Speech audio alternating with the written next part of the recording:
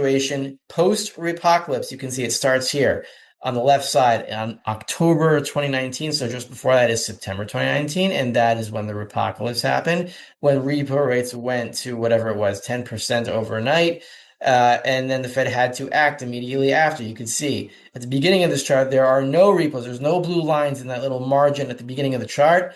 But then it starts at around September 17th over here, and it's about $50 billion where we are now. It's between 40 and several, it's many, many times. It was consistently above 50 billion, not every single day, but pretty much from September 2019 to about December 2019, it was usually above $50 billion in daily repos. It dropped off a little bit in December and then January 2020. And we all know what happened here. The lockdowns of infinite wisdom and compassion, that's what I call them, because yes, they were. Today we're going to talk about repo. A lot of people are talking about that. There's a lot of these very alarmist tweets on Twitter about the central bank, the Federal Reserve, pumping $50 billion into the financial system. This is an emergency liquidity operation. Everything's about to crash. Maybe it is, but I don't think so. I'm going to show this to you in context, what is happening now versus what happened following the repocalypse of 2019. The only difference between now and 2019 is that the Fed is monitoring the situation now, whereas in 2019 they weren't until it exploded. But is $50 billion particularly high? Not yet, but it will get higher. Exactly when this all falls, I don't know, but what I do know is the last time this happened, COVID occurred shortly afterwards. And many people say that this was an excuse to print money. Some people say it was more than an excuse, and I won't get into any of those ideas here. But you know what I'm saying.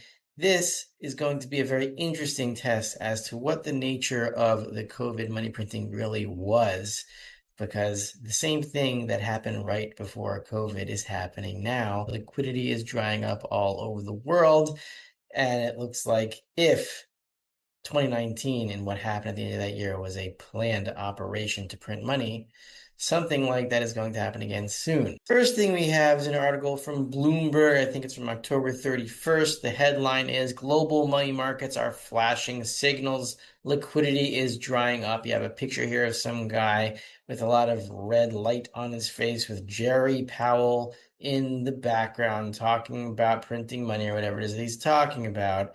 This is a picture that is reminiscent of that "get off my lawn" scene with Joe Biden with these red lights in the background and two guards that made the U.S. look like the USSR for a few months, and it was very scary.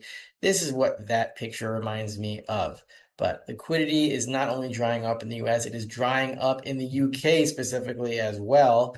Let's see how exactly this is happening. In the same article, with which this is the headline and the headline picture or caption or whatever, this is a chart that appears in the middle of the article. It says funding demand surges to a record. This is talking about the Bank of England. This is the equivalent of 1 week repo surging in the UK. This is how much money is being circulated by the Bank of England to those that require short-term loans.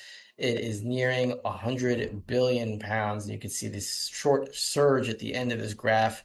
This is a sign of liquidity constraints in the UK, which is being reflected in most of the world.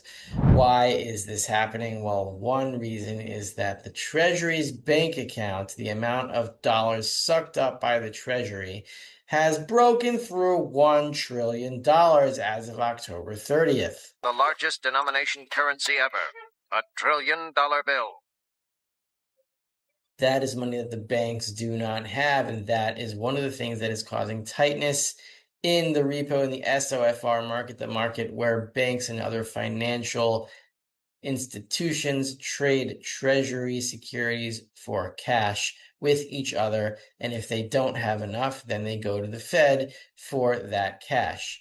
Now, this is what is happening now. There's a blue line and a red line. I've shown this many times on these videos, and now we have finally crossed the threshold where the blue is above the red. The red is bank reserves. The blue is the amount of cash being traded, the amount of reserves being traded for treasury securities every day. you can see that we have broken through $3.2 trillion on the blue line, and we have broken below $3 trillion on the red line. So there's more reserves being traded than reserves that exist today. How is this possible? I don't know for sure. I suspect central clearing of part of that cash flow is responsible, meaning if there is a clearinghouse that is canceling debt between several parties that owe debt to each other, the volume is measured as all of those banks paying loans to each other, whereas the debts are canceled out if there is a central clearinghouse. So some of the volume that is being traded does not actually exist, which is why I believe that we are over 100%. I don't think this can continue for long, and this is why. We are already at the stage where the central bank, the Federal Reserve, has to provide the missing cash itself because there's not enough reserves to go around. There's only 2.85 trillion, whereas there's 3.2 trillion in reserves being traded every day now. And that is why some of this money has to be supplanted or supplied by the Federal Reserve. We saw this in the headlines on Twitter and other social media networks a few days ago that the central bank, the Federal Reserve, has printed $50 billion and now it's printed over $20 billion. And this is huge and it's never been this high. Well, that's not exactly true. It has been this high. It's been much higher. We're going to go to the next chart to show you that these headlines that are saying, or these tweets that are saying that repos have never been this high, not true. I wouldn't say they're lying, but they're being post-repocalypse. You can see it starts here on the left side on October 2019. So just before that is September 2019. And that is when the repocalypse happened, when repo rates went to whatever it was, 10% overnight. And then the Fed had to act immediately after. You can see at the beginning of this chart, there are no repos. There's no blue lines in that little margin at the beginning of the chart. But then it starts at around September 17th over here, and it's about $50 billion where we are now. It's between 40 and 60. You can see this first bar over here.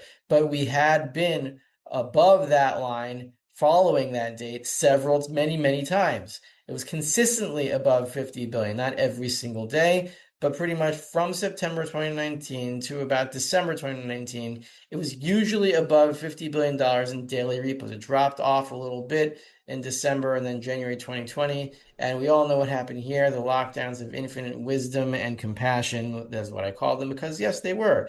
Wisdom and compassion personified in the lockdowns, which saved the entire planet.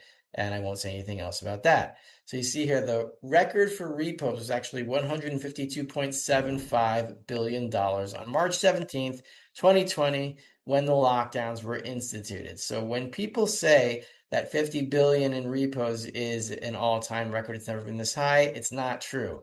It is true that the standing repo facility that they have now has never been this high, but there's no economic difference between a standing repo facility and a repo facility that's on the fly. It's all the same thing. Dollars are dollars. It doesn't matter if you're standing there or sitting there or lying there or flying there while you're doing repos. Doesn't make a difference. Repos are repos, and they've been higher. When will this finally spill over into the rest of the markets? Well, I don't know, but I can tell you that the weakest part of the markets that have been the weakest since since treasuries started to fall and interest rates started to seriously rise when the Fed started hiking interest rates, that is the commercial mortgage-backed securities market. Of course, lockdowns would be pretty bad for those things because when you lock down, people stop going to offices to work and they start working at home, and then that becomes a habit, and then the office real estate isn't worth much because nobody's going to it anymore. Nobody wants to renew their leases.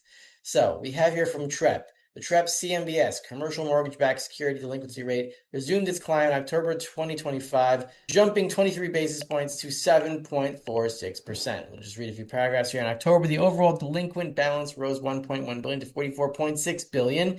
That's about the size of the Madoff Ponzi scheme, which was 50 billion. All five of the major property types saw increases in their respective